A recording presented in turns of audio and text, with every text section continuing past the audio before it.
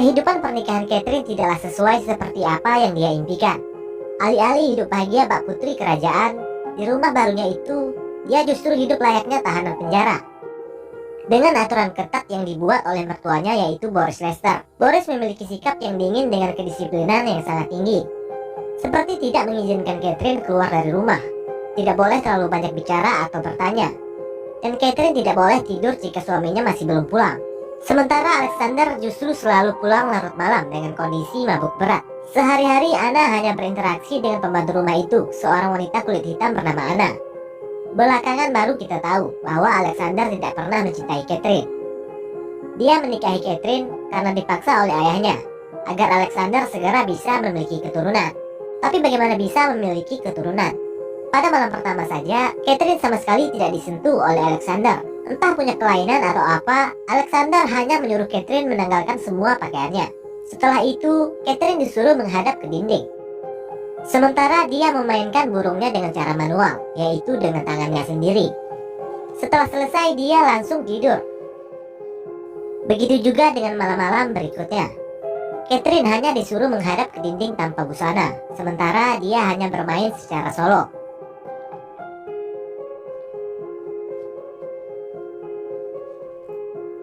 Face the wall.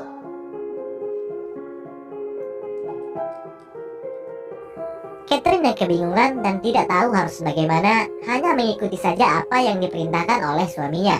Pada suatu hari Alexander mendadak harus pergi keluar kota karena ada ledakan pada salah satu tambang batubara mereka. Setelah Alexander pergi, Boris mewanti-wanti kepada Catherine agar tidak perlu keluar dari rumah dan tidak boleh melakukan apa-apa. Boris bilang, simpan saja tenagamu untuk melayani suamimu dengan baik saat dia pulang nanti.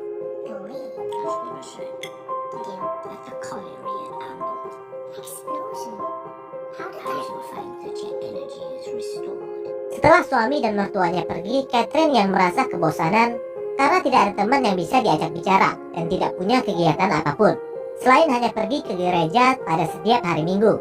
Diam-diam dia keluar dari rumah, berkeliling di perkebunan kapas yang sangat luas. Pada suatu hari, Anna tidak datang ke kamar untuk melayaninya seperti biasa. Lalu dia memutuskan untuk mencarinya di luar rumah. Ternyata Anna dikerjai oleh tukang kebun anak buah suaminya. Anna diangkat dan ditimbang layaknya hewan ternak. Melihat itu, Catherine marah dan memerintahkan para tukang kebun itu untuk menuruni Anna.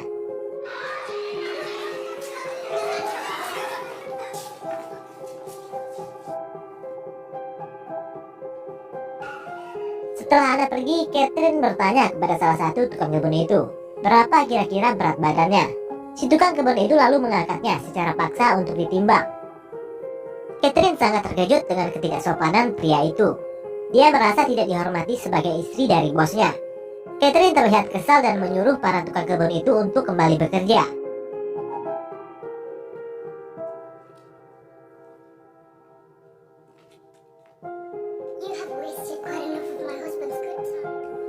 Di dalam rumah, Catherine bertanya kepada Anna, siapa nama pria itu?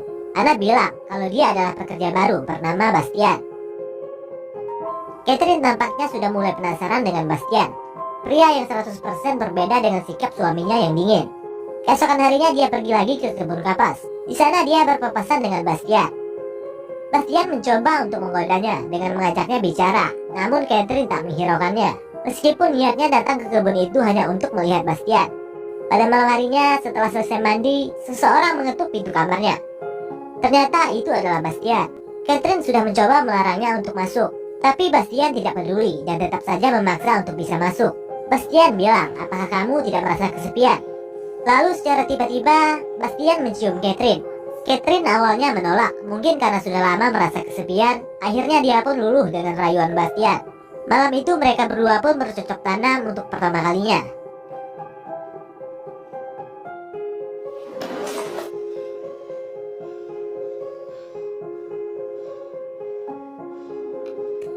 Keesokan paginya melihat Catherine tidur tanpa pakaian, Anna tampaknya sudah mulai curiga bahwa ada yang tidak beres.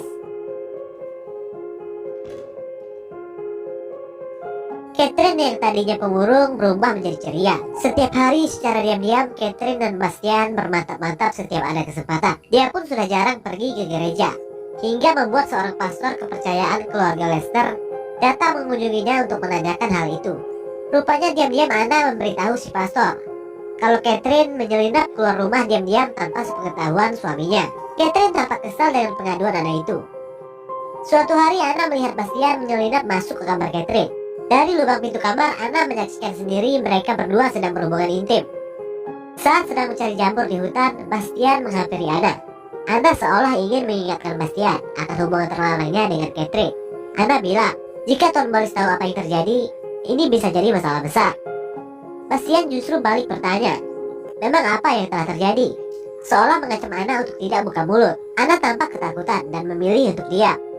Tak lama kemudian Boris Lester pulang. Dia menanyakan kepada Catherine tentang kabar suaminya. Apakah dia sudah pulang? Tapi Catherine justru malah balik bertanya, bukankah kau yang menyembunyikan suamiku? Boris marah mendengar jawaban tidak sopan Catherine.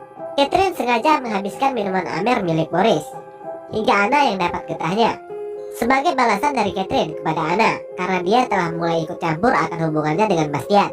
Boris mengira kalau Anna lah yang telah meminum semua Amernya.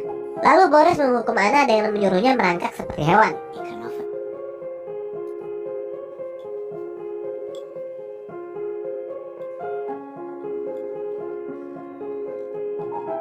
Singkat cerita, Anna memberitahu Boris akan hubungan terlarang Catherine dengan Bastian. Boris yang marah besar mencambuk Bastian berkali-kali dan mengurungnya di kandang kuda. Mendengar Bastian yang dikurung, Catherine mencoba untuk membebaskannya. Namun kunci kandang itu dipegang oleh Boris. Tanpa rasa takut, Catherine memaksa Boris untuk segera melepaskan Bastian.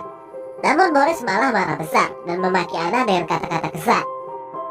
Do you have any idea of the damage that he has made that impossible? Catherine sekali lagi menyuruh Boris untuk segera melepaskan Bastian. Namun sekali lagi Boris marah besar dengan melemparkan piring ke arahnya. Lalu dia masuk ke ruang lain dengan membawa piring makanannya. Dari luar, Catherine menganjal pintu ruangan itu dengan kursi agar Boris tidak bisa keluar. Kemudian Catherine menyuruh Anna untuk duduk dan makan bersamanya. Secara terpaksa Anna menurutinya. Dari dalam ruangan terdengar Boris sedang meraung minta tolong karena kesakitan. Rupanya minuman Boris telah diracuni oleh Catherine dengan bahan jamur yang dicari oleh Anna. Anna mencoba membuka pintu itu untuk menolongnya, tapi Catherine melarang. Setelah Boris tewas, Catherine lalu menyuruh Anna untuk memanggil dokter. Sementara itu dia mengambil kunci dari Boris untuk melepaskan Bastian. Setelah jasad Boris diperiksa, dokter bilang kalau Boris tewas karena penyakit lambung yang dideritanya. Anna yang menyaksikan kejadian itu tiba-tiba menjadi bisu karena syok. Mulai hari itu dia tidak bisa lagi berbicara sepatah kata pun. Catherine mendapat surat dari Alexander bahwa dia tidak bisa pulang ke pemakaman ayahnya. Dia meminta Catherine yang mengurus semuanya. Mulai hari itu Catherine membawa Bastian masuk ke rumah. Status Bastian berubah dari seorang tukang kebun menjadi tuan rumah. Singkat cerita, pada malam harinya saat sedang tidur, Catherine menyadari kalau suaminya sudah pulang. Dia pun buru-buru membangunkan Bastian dan menyuruhnya bersembunyi. Bastian ketakutan bukan kepala, sementara Catherine malah menertawainya. Tidak ada kekhawatiran sama sekali di wajahnya dengan kepulangan suaminya itu. Saat di kamar, Alexander heran melihat tempat tidur dengan 2 bantal. Dia juga menemukan sebuah sabuk ikat pinggang pria. Catherine berdalih dan bilang, sabuk itu aku temukan di ladang, sementara bantal ini aku sediakan jika saja kamu pulang secara mendadak. Lalu Catherine menyiapkan teh untuknya. Saat sedang minum, Alexander bilang kepada Catherine kalau dia sudah tahu tentang hubungan terlarangnya dengan pria lain. Alexander menghina Catherine dengan kata-kata cacian yang membuatnya sangat marah. You seem surprised, and you've acted so very shamelessly, so very Lalu dia membawa masuk Bastian dan mencoba untuk bermantap-mantap di depan Alexander. Alexander yang melihat itu menjadi naik pitam dan langsung menyerang Catherine dan Bastian.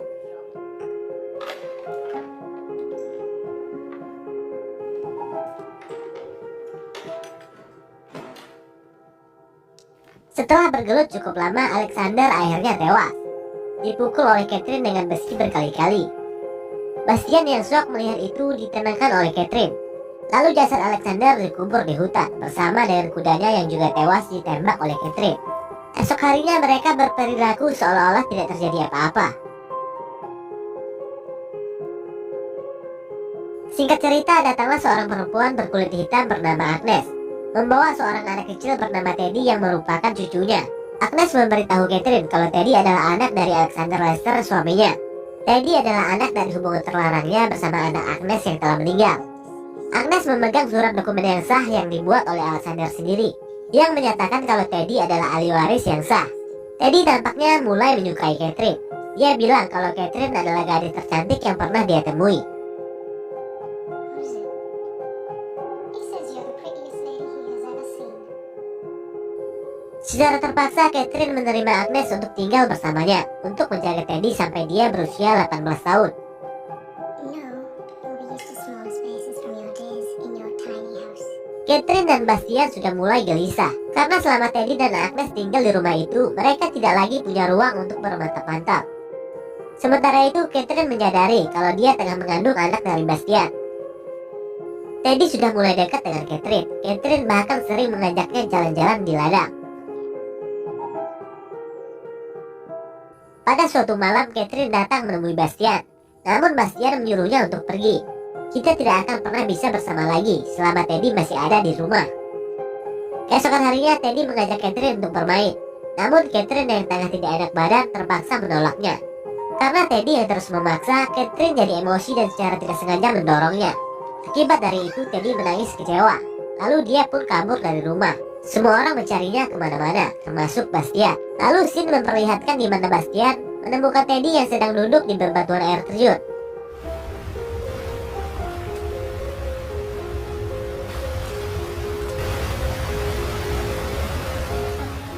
Lalu Sin berpindah lagi di mana Bastian membawa pulang Teddy yang dalam keadaan lemas.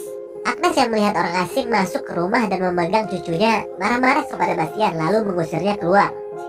Melihat itu, Catherine tampaknya tidak suka melihat kekasihnya dibentak-bentak oleh Agnes. Dia pun pergi menyusul Bastian. Bastian mencoba untuk pergi dari rumah itu. Dia tidak terima dipermalukan oleh Agnes. Catherine mencoba menahannya. Catherine meyakinkan Bastian untuk bersabar sedikit lagi dan berjanji kalau semuanya akan segera selesai.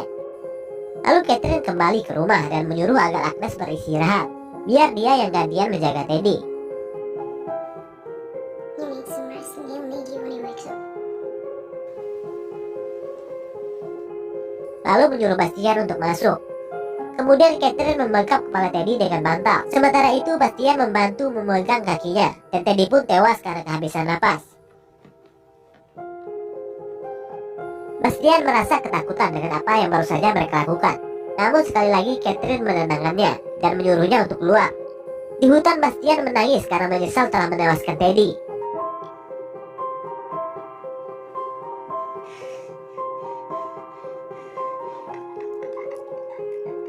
Di tempat lain, Catherine berdalih saat menjaga Teddy dia sempat tertidur 10 menit. Setelah bangun, dia menemukan Teddy sudah tidak bernapas lagi. Dokter bilang kalau ada bekas memar di muka Teddy. Kemungkinan seseorang telah dengan sengaja membekapnya. Kepada polisi, Catherine bilang memar yang ada di muka Teddy kemungkinan akibat terjatuh dari air terjun. Tampaknya polisi sudah percaya dengan semua ucapan Catherine. Namun tiba-tiba Bastian masuk.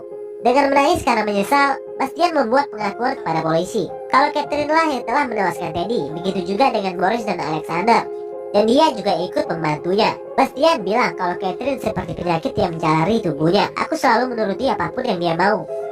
Mendengar itu, Catherine terlihat kecewa dengan Bastian. Dia membantah keras semua tuduhan Bastian dan balik menudingnya bahwa Bastian lah yang telah menewaskan Teddy atas motif dendam karena tersinggung lantaran diusir oleh Agnes. Begitu juga dengan Boris yang diracun dari jamur yang dicari sendiri oleh Anna di hutan. Catherine bilang Anna dan Bastian sengaja menewaskan Boris dan Alexander karena takut hubungan terlarang mereka berdua terbongkar. Anna yang bisu tidak bisa memberikan kesaksian apa-apa, sehingga polisi lebih mempercayai keterangan dari Catherine yang merupakan seorang bangsawan yang tidak mungkin melakukan perbuatan tidak terpuji.